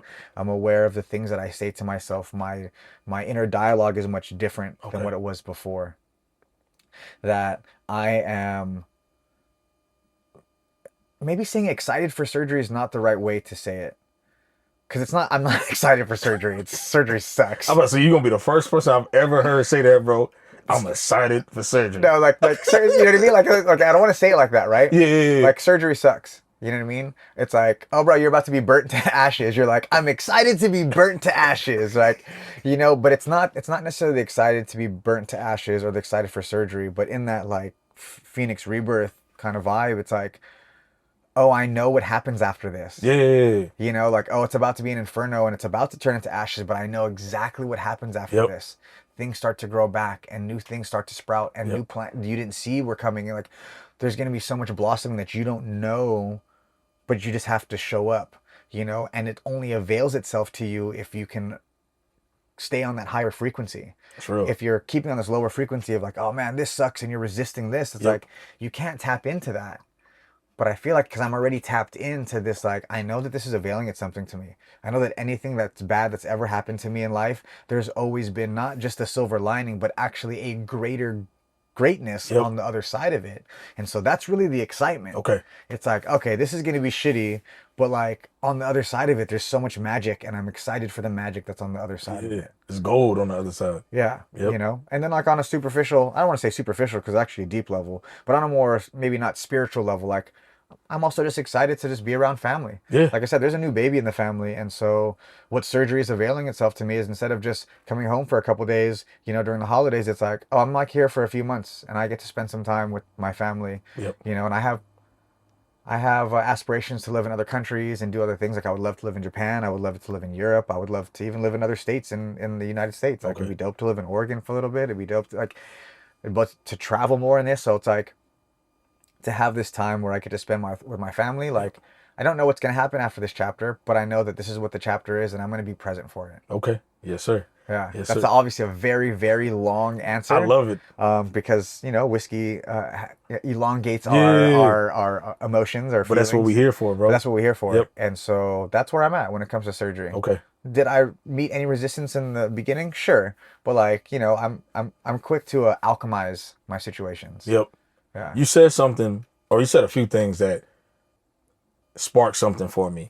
So, you know how you said you came to San Diego and you want to surf or you want to learn to speak Spanish, but you're so wrapped up in, you have been so wrapped up in fighting, right? Yeah. And I feel like a lot of times when you're obsessed with something, right? Because that's how I feel like when I played football, I was obsessed with playing football and trying to be the greatest football player that I could be. Not comparing myself to somebody else, but the greatest football player that David Sledge could be. Right. And I know that for you probably the same way the greatest fighter that Jon can be, right? Sure. Like you're obsessed with bettering your craft.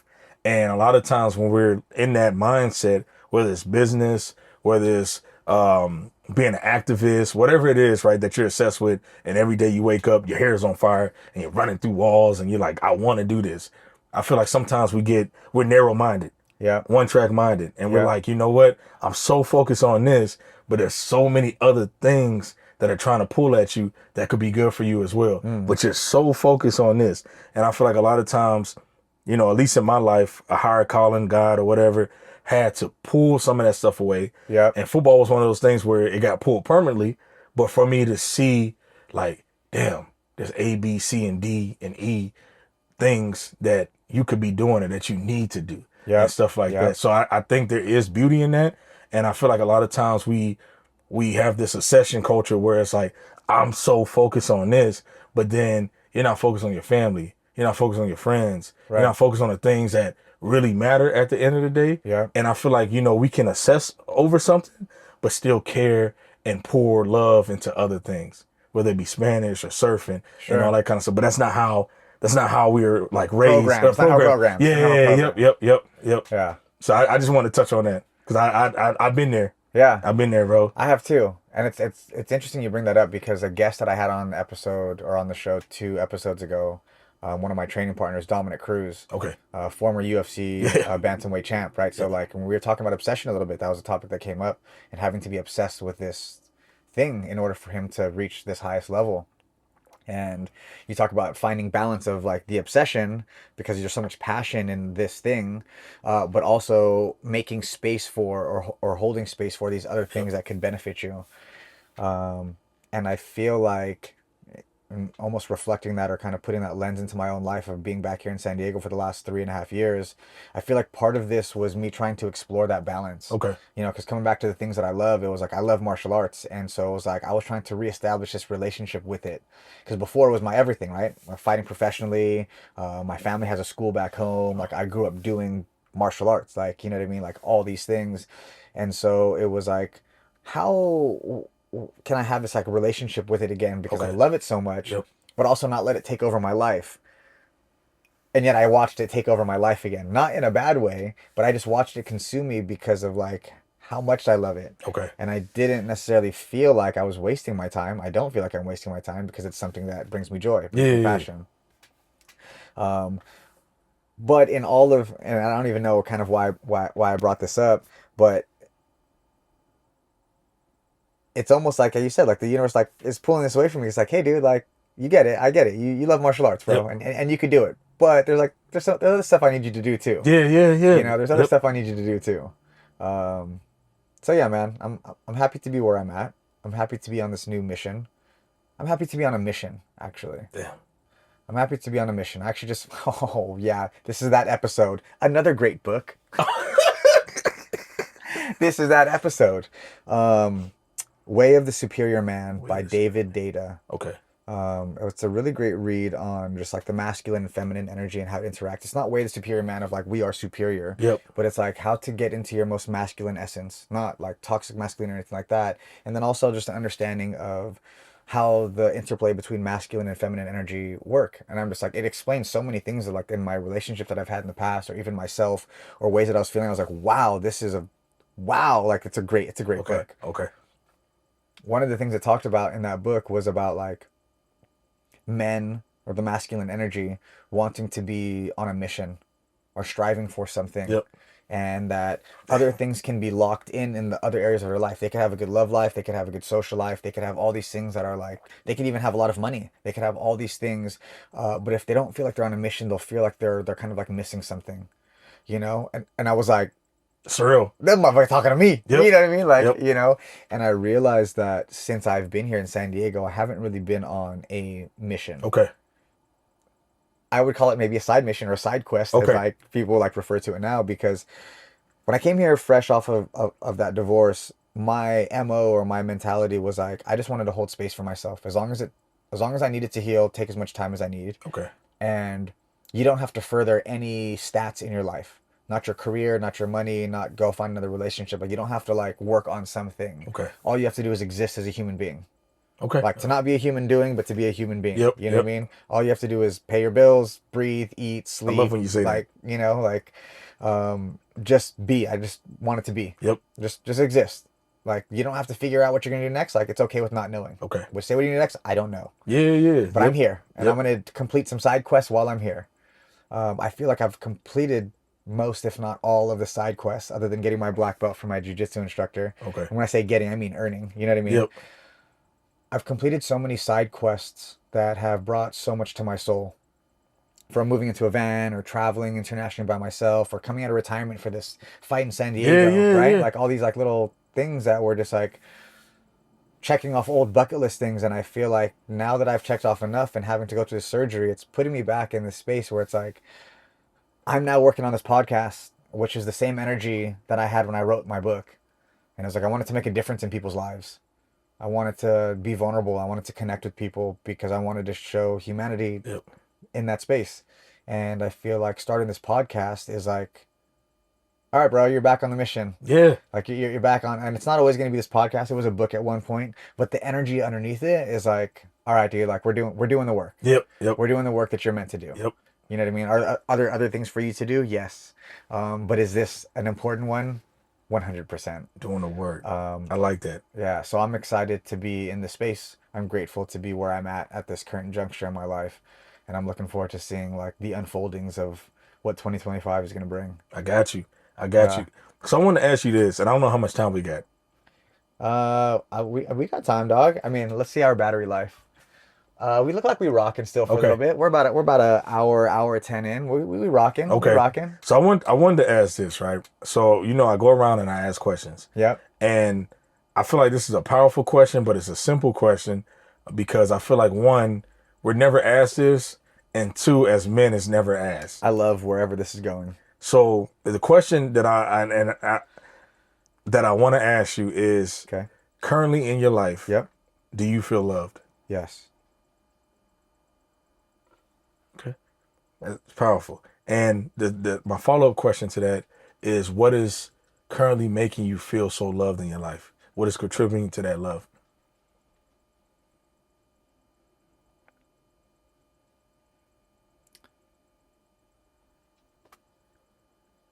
Did I get Giving love.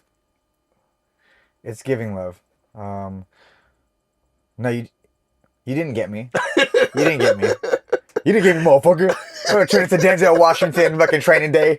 Great movie, by the way. Yeah, great movie, by the great way. movie. I haven't seen Gladiator 2 yet, but I'm excited to check I heard that it's out. good, man. I heard it's really good. I just too. want to see it for Denzel because I love Denzel. Yeah. By the way, I'm not stalling for time. I got an answer for this motherfucker. Cheers, brother. Keeping it real, you know? Yep. The cycle between the different styles of ourselves, our personalities, and all the things. I know I didn't get you, man. You your mind be going, bro. But even if you got me, it's okay. My ego is okay with that. Like, yeah. you know what I mean? When you said, do I feel loved? I tremendously feel loved because I feel the love of my family who's excited to like welcome me back home right now in this transition. I also feel the love of all the people around me, say my jiu-jitsu teammates or my striking teammates or the people at work that are like knowing these are my last shifts or my last days and they're like, bro, we're gonna miss you so much. Like, you know, like, dude, you're like so part of the team, like you're loved, you're always welcome here. So I'm seeing it reflected back to me by my village. Okay, my village meaning like my village here in San Diego, the people that I train with, the people that I bartend with, the people that I work with, the people that I spend my time with outside of work, like the people that are presently in my life are reflecting back love to me. And you say like what contributes to that? I know that it is because of how I reflect love to them. Wow.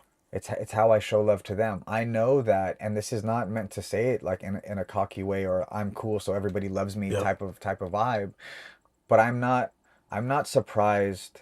I'm no longer surprised in the love that I feel from the people in my life because I know that when I am in their life and the times that I am in their life, I am present and I am giving everything out of love. Because talking about practicing love or how do you practice that question you asked me before about how do I practice my understanding of love? It's like, yeah, I had this morning routine of how I practice love, but as the day goes on, practicing love is like being present with people. The best way to practice love is to be present because you're giving them the most luxurious commodity. I don't even know if I'm using the right words for that, but that's time and presence. Yep. Time and presence. Yep. You can be present with someone for 5 minutes and it'd be way more valuable than spending an hour with somebody who's constantly on their phone. Presence. And I know that because I practice love in my daily life, that means when I see my coworkers or my training partners or my friends or whatever it is, that wherever I'm at, I do my best. And I say do my best because it doesn't mean it's perfect. Yep. Right? Never will be. I just do my best. Some days I'm more tired than others.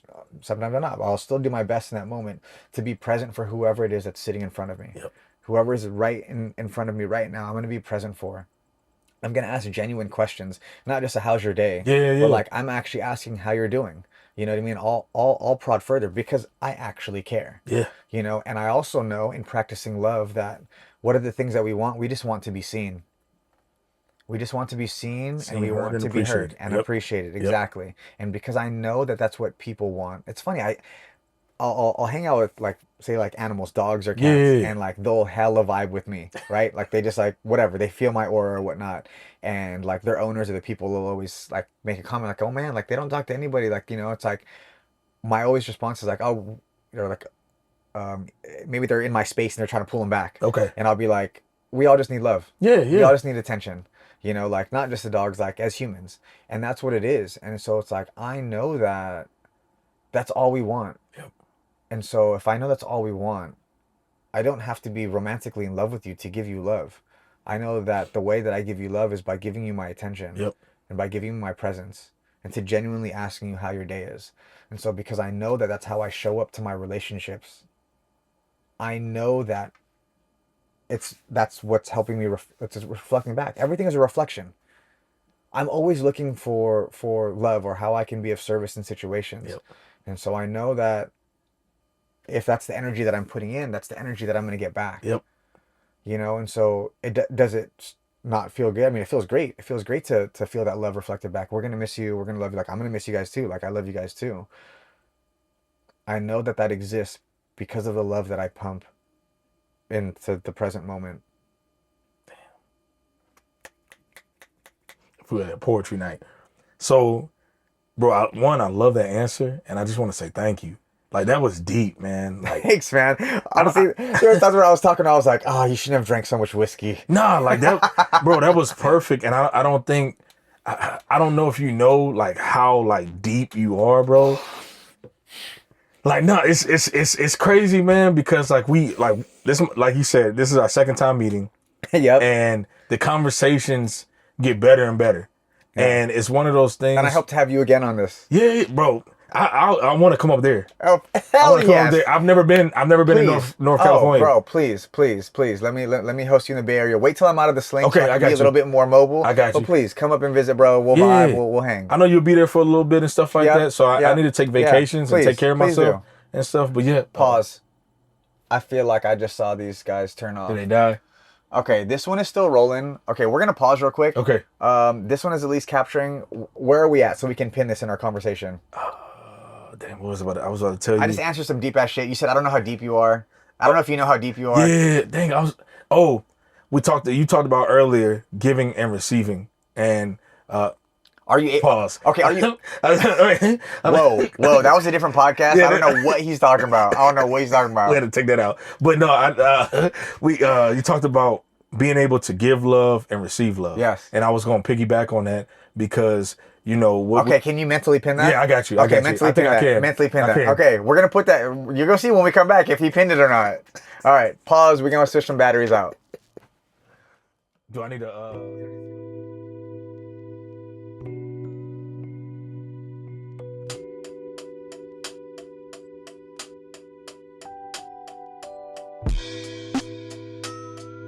Audio is recording. Yep. Audio is recording. Yeah. All right. Cool. We are back after a little 5-minute break of waiting for these GoPros to cool down. I don't know what that issue is. If somebody knows about GoPros and overheating after recording for an hour, we're also in a van. It's like bi-metal. I probably need some fans. Anyways, we are back. And we're going to put the spotlight on you, right? Because you were supposed to remember where we're at. I'm not gonna lie. I forgot. It was something along the lines of... something along the lines of like... Man, I don't even know. I think it was talking about how you said something about being able to give Oh, give and receive love. and receive love. Yeah. And I feel like receive love.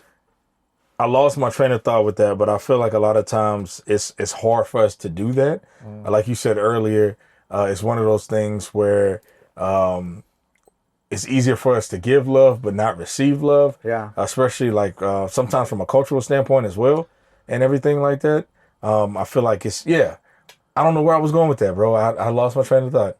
That's okay. That's my train of thought. I mean, we did take a little intermission. Yeah, we did. Dang, man, I failed. I'm sorry, y'all. It's okay. It's okay. Either way, we hope y'all have been enjoying the show so far. This podcast. Yeah, we're just trying to keep it real with you guys and keeping it real with you guys. Like I'm figuring it out as I go. We are at episode 7. Okay. If there are things that you guys want to see or hear or just what you're vibing with, like let me know.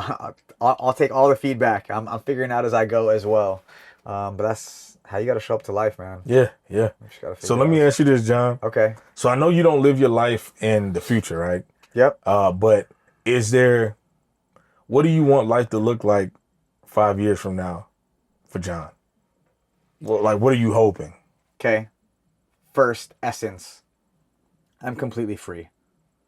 5 years from now, I'm completely free. Okay. Meaning, whatever this is has become what it's become. It is becoming what it's becoming. I want to be free in a sense that, like, I'm living in Europe or Japan or nowhere. Or I have seeing my parents in the Bay Area. Like, I want to be free in terms of, like, I'm sustaining myself with the content that I create. Be it books, be it podcasts, be it martial arts content, just that. Things that I give that have meaning, that I want to spend my time doing. We had a conversation earlier about, like, when I walked away from fighting the first time. And it's like, when you're in a fight camp, like, you don't have time for anything else. You train, then you sleep, and then you eat, and you wake up, and you do it again. It's like, that's what you give your time to. Okay. 5 years from now, I want to be in a place to where... Sure, I could be training if I want to train, but what I'm giving my time to are things like this. Having conversations with people, creating podcasts, writing books, teaching seminars, teaching workshops on martial arts, having conversations, like just creating content that makes a difference in the world. And I want the things that I create to afford me the ability financially to do whatever it is that I want to do. I don't care to own a lot of things. Obviously, I live in a van. I've been living in a van for almost 3 years. The intention behind that was to live with less.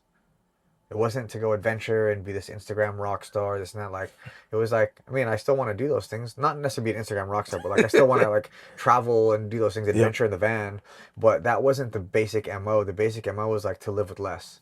So it's not that I want to like have mansions and Ferraris and things like that, but I want to I want to have abundance to where I can be anywhere and do anything because I want to experience other cultures and other people and have conversations with people from other cultures and try different foods and like as if all the things that life has to offer to be human, to experience other humans, to experience other ideas and just that as if like I'm an explorer here, like I chose to be this human being named Jonathan McElroy or you know what I mean, like what are all the things, taste all the things and to just explore all the things and the feelings and just that. I want to be free to do that. Okay. I want to be free to do that, and I also want to contribute. I want to contribute to humanity, to this planet, to Earth, to leave a difference, to, you know, it's like a Wilfred Peterson quote of like, to leave this place better than how I found it. Okay. And so where do I see myself in 5 years? Doing things like this. Maybe the podcast is still around, maybe it's not, but something along this vein. Okay. Being vulnerable, creating art, connecting, that's what I want to do. That's what I want to give to life. That's what I want to give to the world. And I want to be financially compensated by it so that I can embrace the world, so that I can love life. And so maybe it's not this definite plan of like, oh, I'm going to have this 4-bedroom house in this place, you know, in 5 years from now. I guess 5 years from now, I would love to be living maybe in Europe.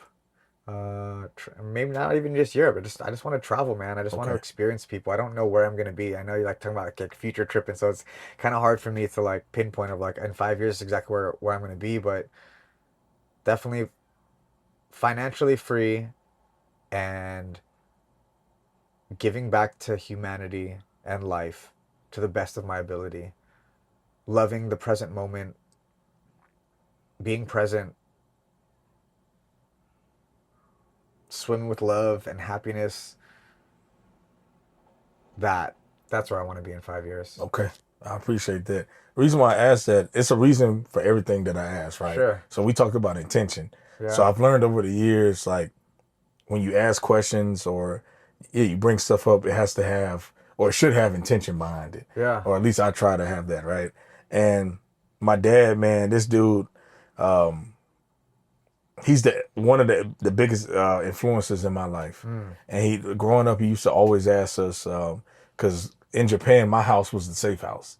So people would come to my house, because my parents are cool. Like, they cool as hell, always been. And, you know, you can come to my house and you can ask questions, you get fed. Like, my parents would give you that real, right? And they would never judge anybody. And I know a lot of times people don't come from those backgrounds and stuff like that, but my house was that house.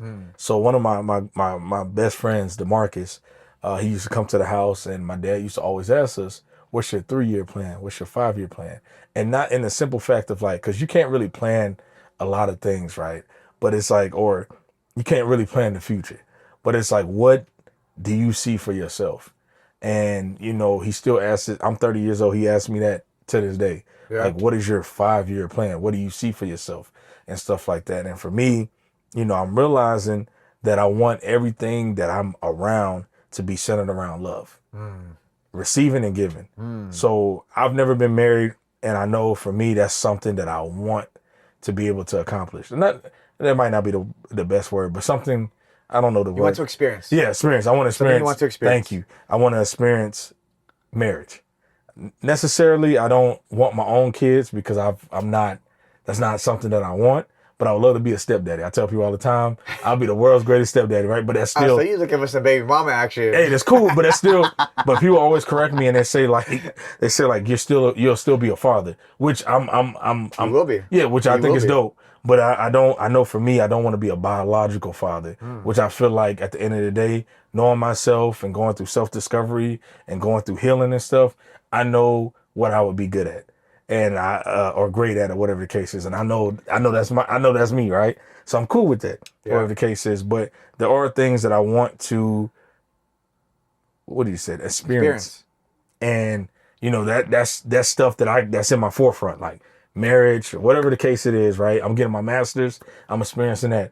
I never thought I'd go back to school after my bachelor's, but I'm going back to school because I know it's going to take me where I want to go with being an athletic director at the college level. So it's cool. Yeah. So that's the end goal, Do you feel yourself being there in 5 years, or that's just like long-term goal? At some point, I want to be there. Now we talk about 5-year plans. I would love. So I never thought I'd be an athletic director for a high school in the time period that I am now. I'm 30 years old. And I'm an athletic director. Two programs I've been an athletic director for high schools. So I would never say never. Athletic directors are getting younger and younger at the college level. So would I be 35? So you never know. I could be an athletic director at 35 at a college and stuff like that. I'm open to that experience. Okay. But I know there's things that I have to plan and do before I can get in order to get there. Yeah. It's just like, I say I want to experience marriage. There's things as a man that I have to be able to do for myself before I can experience what that is like, healthy wise. Yeah. Right. And that's just me being real and everything like that. And then also me wanting to be a stepdaddy.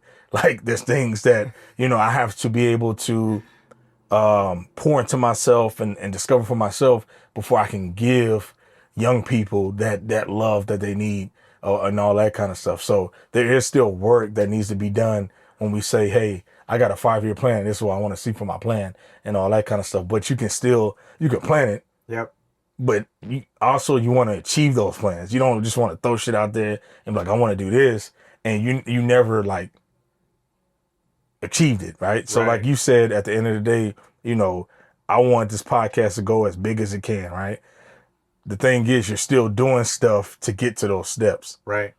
I want to travel. Well, I'm pretty sure you have a passport because you went to Japan. So there's things that you're doing to get to those steps. And I feel like a lot of times, as human beings, not human doings, and I love when you say that. That ain't me. That's Wayne Dyer, who actually might even be Wayne Dyer. I guess it could be somebody else, but that's who I heard it from first. Is Wayne Dyer still alive? Wayne Dyer is not still alive, Fuck, but you should read all his books since we on the book club episode. Yep. It just happened to be that episode. Anything Wayne Dyer, yo. You should have told me to bring a book, bro. I would have brought a book. We over here starting like reading Rainbow. I love it, bro. I love it. But what I love is that you're taking those steps. And I feel like a lot of times we get so wrapped up in having these goals, having these plans, having these visions. And it's like, you didn't even take the first step in trying to get to that. And not picking on nobody, but like you said earlier, it's just doing. Like just going off of faith or whatever you believe in and just being like, bro, I'm going to just show up and then everything else will work its way out. Yeah. It's that. Yep. It's that. It's getting in touch with your gut, with your higher self, with that's intuition. That's now if we want to throw words, and that's the Holy Spirit whispering in your ear. I'm just throwing labels around these things that people have tried to label for years, but what do we know? We're just making things up. Life simply is, we gave everything labels. This is pillow. This is orange. This is wood. We got to label everything. As a shirt. As a shirt. Everything has got to be a label. Everything has got to be a label, and I think we've over-labeled things. I don't even know where I was going with this labeling tangent. But yeah, man. Yeah, I don't know where I was going with that. Nah, you good, man. I like that. Yeah. I think I know where you were going with that. Yeah. We put so many labels on things, and it's like at the end of the day, I don't know where we was going with that, bro. I don't know where we was going with that. That's okay. I don't know like I've said before, like we don't have to have a place where we're going. Sometimes things just trail off because that's just the nature of nature. Yep. Yes, sir. That is just the nature of nature. Not yes, everything has to have a purpose. Yes, sir. Yeah. But now, man, John, I want to say, because I don't want to hold you, bro, but I do want to say that I appreciate you. This has been a beautiful experience. We talk about experiences. Yeah. And I hope whoever comes across this podcast, these snippets or whatever the case is, they get something out of it. And I hope they know at the end of the day that they're loved and that their existence matters and they matter. And please continue shining your light into the world and never let anybody else dim your light. And it's funny because when people follow my page, that's one of the last things that I say when I send them a voice message, like I did with you. I love that you do that. That's such a personal touch. I love that you do that. I feel like it's needed because like a lot of times we just follow people, right? And people follow us back and stuff. And we leave it at that. We're in that culture of like, we're just following people, right? And my thing is at the end of the day, I don't know what you're going through. I don't know what another person is experiencing. But when you add that personal touch and you're like, man, I see you, I appreciate you, and I love you. Like that goes a long way. Goes a long way. And a lot of times people hit me back and they're like, what the fuck? Like, nobody's ever done that. And it's like, I'm not doing it because I feel like I'm trying to get something out of it. I'm doing it because I see you. And I know life is hard as hell. And one, I just appreciate you. Like, and I tell people all the time, thank you for following my brand page.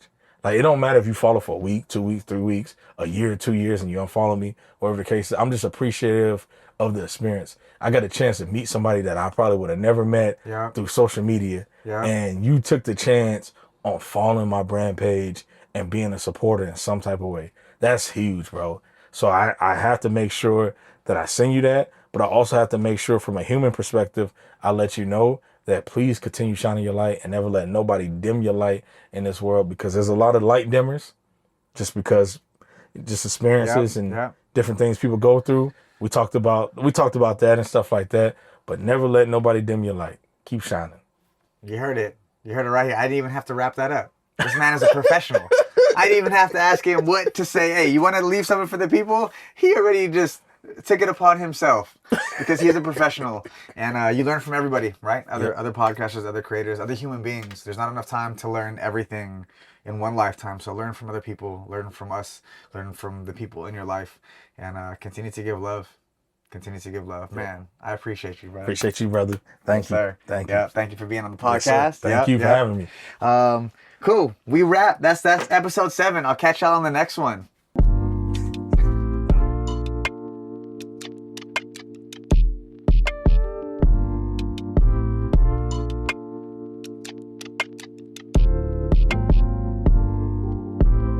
All right, y'all. Nah, that was dope, bro. Did I cut off? No, not yet. All right, we here. Oh wait, all right, that ain't even the fucking right way. This is a whiskey. I'm off to. We're over here at Vision Culture, where actually I met Sledge for the first time. Yes, sir. You know what it do. Look at that. You gotta show them the portrait. Yep, that's it right there. The homie Seeks painting on it. We'll see if we catch him. But we just finished up. Thank you again. We didn't even get to touch on the fact that you rocking this fucking Filipino ass shirt over here. Fucking, we didn't even talk about that. This motherfucker over here. I'm an honorary Filipino. Yeah, I see that. We're gonna see what's going on over here at Vision Culture. Again, just finished the podcast. This is how it is. We just at where we at. Oh, look at this. Look at the fucking thing of this. Look at that. Ill. Super ill. The homie Seeks out here spraying. Yes, sir. Yes, sir. Look at that work.